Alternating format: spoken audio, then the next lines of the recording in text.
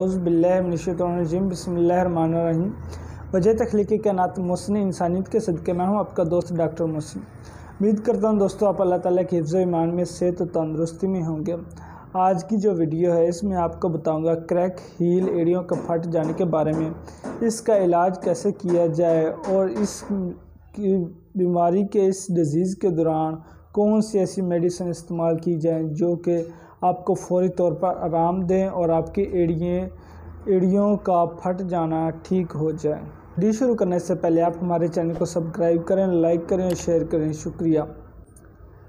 Heal crack एड़ियों का फट जाना किसे कहते हैं? एड़ियों का फट जाना इसको कहा जाता है जब आपकी एड़ियों मुलायमदार और नरम जिल्द होती है और वो बहुत ही खूबसूरत लगती है। जब उनमें दरारें आ जाती हैं, जब उनमें लाइंस नुमा दरारें जैसे ज़मीन फट जाती है, इस तरह की दरारें आ जाती हैं तो उनको एड़ियों का फट जाना कहते हैं।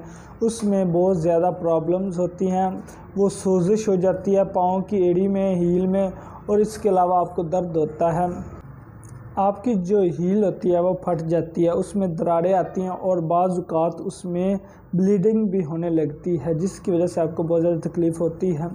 और एड़ियों में दरारें आने की सबसे बड़ी वजह है सर्दी लगना। सर्दी आजकल के मौसम में एड़ियों का फटना आम बात है क्योंकि सर्दी की मौसम में जिल्द खुश्क हो जाती है जिसकी वजह से एड़ियाँ फट जाती हैं और एड़ियों में से ब्लीडिंग भी होती है। वो बाज़ औक़ात जो उम्र रसीदा लोग होते हैं, जो ज़्यादा उम्र के अफराद होते हैं, औरत चाहे मर्द, उनमें ये मसला पेश आता है। आजकल के नौजवान लड़कियों में भी ये शिकायत होती है जो कि पेशेंट्स हमें बताते हैं हमारी एड़ियाँ फट गई हैं। अब मैं आपको एड़ियाँ फटने की वजूहात बताऊंगा, कौन सी ऐसी वजह होती है जिसकी वजह से आपको पता चलेगा कि इस वजह से हमारी एड़ियाँ हील क्रैक हो रही हैं और इससे कैसे बचा जा सके। नंबर 1 पर है एक लंबे अरसे तक अपने पैरों पर रहना और एक सख्त फर्श पर चलना, बग़ैर जूते पहने या बग़ैर मोज़े पहने अपने पाँव पर चलना, इसकी वजह से भी आपकी एड़ियाँ फट सकती हैं, हील क्रैक हो सकती है। नंबर 2 पर है सख्त जूते पहन लेना और मुआवन जूते ना पहनना, ऐसे जूते जो कि आपके पाँव में कंफर्टेबल महसूस ना हो, इस वजह से भी एड़ियाँ फट सकती हैं। नंबर 3 पर है नंगे पाँव चलना। बाज़ औक़ात अफराद जो देहाती इलाकों में होते हैं वो नंगे पाँव ज़्यादातर काम करते हैं जिसकी वजह से उनकी एड़ियाँ जल्द फट जाती हैं। नंबर 4 पर है मोटापा, और ऐसे अफराद जो मोटापे का शिकार होते हैं उनकी एड़ियाँ फट जाती हैं क्योंकि उनके जिस्मात का वज़न बहुत ज़्यादा होता है, जो अलबत्ता उनकी एड़ी छोटी होती है जिसकी वजह से नरम जिल्द फट जाती है। अब मैं आपको इसकी अलामात बताऊंगा, कौन सी ऐसी अलामात होती हैं जो एड़ियाँ फट जाने की वजह से सामने आती हैं। नंबर 1 पर है इलाके में ख़ारिश की वबा आ जाना। ऐसे इलाके जहाँ पर ख़ारिश की वबा ज़्यादा हो जिसकी वजह से एलर्जी होती है और उस वजह से भी एड़ियाँ फट सकती हैं। नंबर 2 लाली और सोजन आ जाती है पाँव पर, जिससे ज़ाहिर होता है कि एड़ियाँ फटने का खदशा है। नंबर 3 पर है पाँव के शगाफों से खून निकलना। अब मैं आपको इसका इलाज बताऊंगा होम्योपैथिक तरीक़ा से कैसे किया जा सकता है।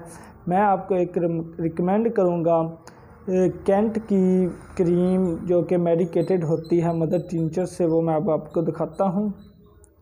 ये है कैंट की एंटी क्रैक क्रीम, जिसको पाँव पर इस्तेमाल करने से आपकी एड़ियों फटने की बहुत ही ज़्यादा जो अलामत सामने आ रही हैं उससे आप बच सकते हैं। अब इसको मैं आपको खोल के दिखाता हूँ।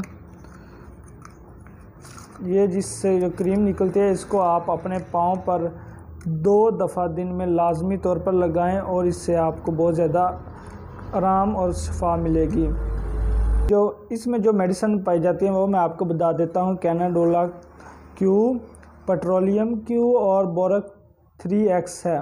इसके अलावा एकिनेशिया मदर टिंचर इस्तेमाल किया जाता है जो कि बहुत ही बेहतरीन मेडिसिन है, एंटी एलर्जिक हैं जो कि आपकी जल्द को बहुत ही जल्दी ठीक कर देंगी। इसके साथ आपको पेट्रोलियम 200 पोटेंसी जो कि 2 टाइम लाजमी तौर पर इस्तेमाल करनी चाहिए 1 हफ़्ता। इसके इस्तेमाल करने से और क्रीम के इस्तेमाल करने से आपको बहुत ही जल्द आराम हासिल होगा और आपकी एड़ियाँ बिल्कुल नरम और मुलायम हो जाएंगी। अगर आपको वीडियो अच्छी लगी है तो इसको लाइक करें और सब्सक्राइब करें चैनल को। शुक्रिया।